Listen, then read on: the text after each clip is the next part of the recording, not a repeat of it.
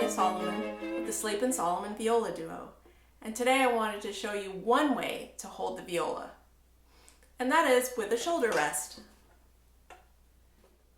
The shoulder rest attaches to the back of your instrument. Usually it slides on each side with these little rubber feet.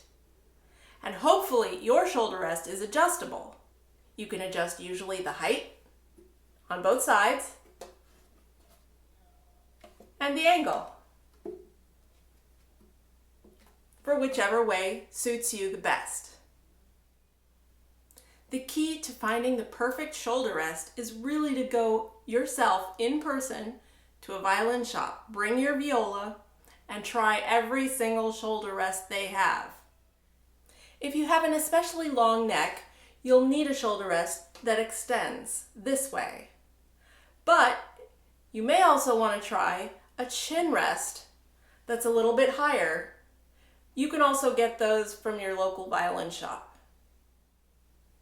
Many shoulder rests have 4 feet with little rubber grips so that you don't scratch the viola.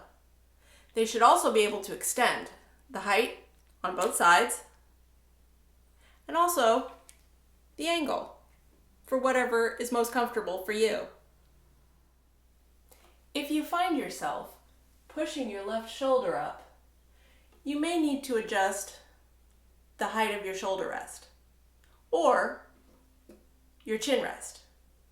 Or perhaps you're just a little bit too tense. Just make sure that you're always relaxed when you put your viola up on your shoulder. I'm Scott. Tanya was just showing you how to hold this thing with a shoulder rest on it, and I'm going to show you what she was doing without the shoulder rest. And if you have a really short neck, you might be able to hold it this way without a shoulder rest. And that is, you just put the back of the instrument on the shoulder, and then you should be able to let go with the left hand and hold the instrument in place. So you're probably going to be leaning a little bit off to the side. This is not my favorite way to hold the instrument because I find this a little awkward. You're kind of entirely holding it over here and leaning in an uncomfortable position. So I'm going to show you another way to do it, which is to have your shoulder down and not in contact with the back of the instrument. And here the left hand is actually involved in holding the viola up off of the ground. But you're not really holding it. It's really gravity keeping the instrument in place. That is to say, the scroll is just sitting on your left hand, and over here it's just sitting on your collarbone, and then your head is just lightly resting on top of the instrument. But this does not require leaning in any direction. I feel you can be in a more comfortable position.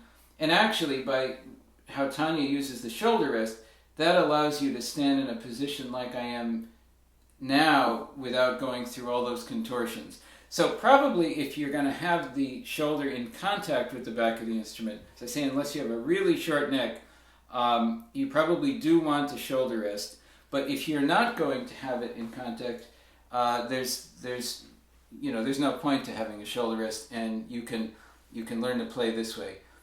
Depending which way you choose, later on other techniques are going to build upon that, and you will learn them slightly differently. So for example, shifting around and how you use vibrato, you will learn those slightly differently based on which way you choose to hold the viola. As with any technique, don't just try once to hold it a certain way and give up. It takes a while to get comfortable with something. So, and you have to get everything exactly in the right place. So don't give up. And this is probably something you should be working with a teacher on so that they can see what's getting in the way if you're having trouble.